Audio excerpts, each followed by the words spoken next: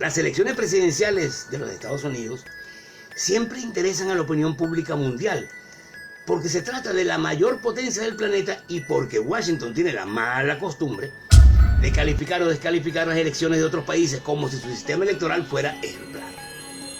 Pero las elecciones en Estados Unidos distan mucho de ser perfectas, están llenas de anacronismos que las diferencian de las demás.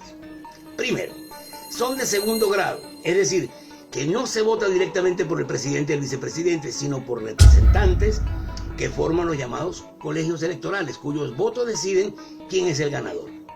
La permanencia de este sistema obsoleto, abandonado hace más de un siglo en casi todo el mundo, es el resultado de la guerra de secesión y la abolición de la esclavitud, cuando los negros emancipados se volvieron ciudadanos y sus votos eran una amenaza para los líderes políticos sureños. Los estados del sur impidieron entonces, y aún impiden, cualquier intento de reemplazar el voto indirecto por el voto popular, nacional, general, como en todos lados. Ese sistema fue en su tiempo el brazo político de la oligarquía del sur, mientras su brazo armado era el Ku Klux Klan. En los Estados Unidos, el ganador de las elecciones es el candidato que obtenga al menos 270 votos de los llamados colegios electorales. Es posible que un candidato gane el voto electoral y pierda el voto popular.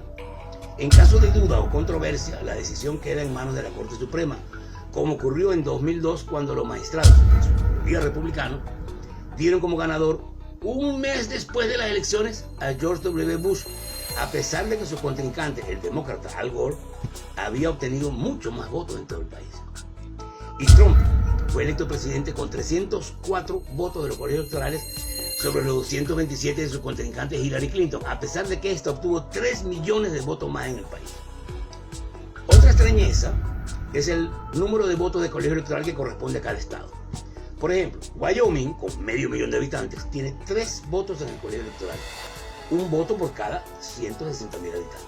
En cambio, California, con 34 millones, tiene 55 votos, un voto por cada 600,000 habitantes. Pero lo más grave y antidemocrático del sistema electoral estadounidense es que no existe límite alguno para la cantidad de dinero que individuos, grandes empresas o transnacionales pueden aportar a los candidatos presidenciales o a los legislativos.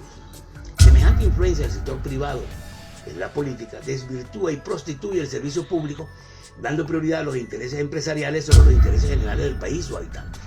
A esta práctica se atribuyen las grandes deficiencias militares del país, a pesar de su gigantesco presupuesto de defensa, el deterioro general de la infraestructura vial y ferroviaria, de los sistemas sanitarios y educativos y la creciente desigualdad y pobreza que afecta a la población.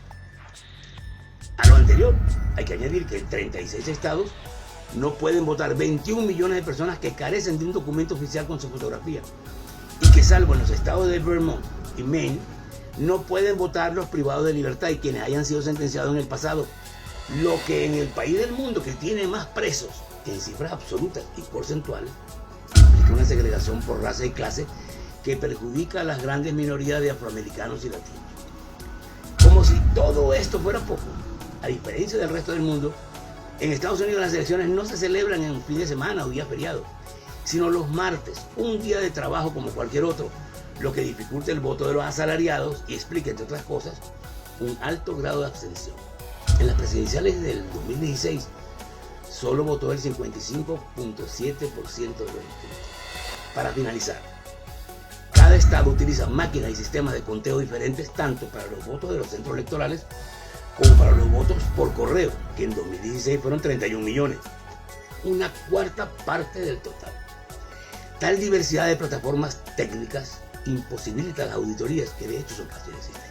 El sistema electoral de Estados Unidos perpetúa el bipartidismo de los demócratas y republicanos, hoy muy desprestigiado, como lo reveló la irrupción en la política de outsiders como Bernie Sanders y Donald Trump. No se ven en el horizonte perspectivas de cambio para este sistema electoral arcaico y poco democrático, pero en resumidas cuentas, cada país tiene derecho a celebrar sus elecciones como mejor le parezca. A lo que ningún país tiene derecho es a descalificar las elecciones de otros países, como ocurre, por ejemplo, con Venezuela, cuyo sistema electoral es, según el expresidente Jimmy Carter, el mejor del mundo, lo que no impide que Washington se niegue a reconocer los resultados. Resulta evidente que el gobierno de Estados Unidos, con su arcaico y poco democrático sistema electoral, no tiene ninguna autoridad moral para condenar las elecciones en otros países. para ver la paja en el ojo ajeno y no ver la viga en el propio. Las preguntas que se imponen son: ¿cuándo los Estados Unidos modernizará y democratizará su sistema electoral? ¿Y cuándo Washington en materia electoral seguirá predicando lo que no practica?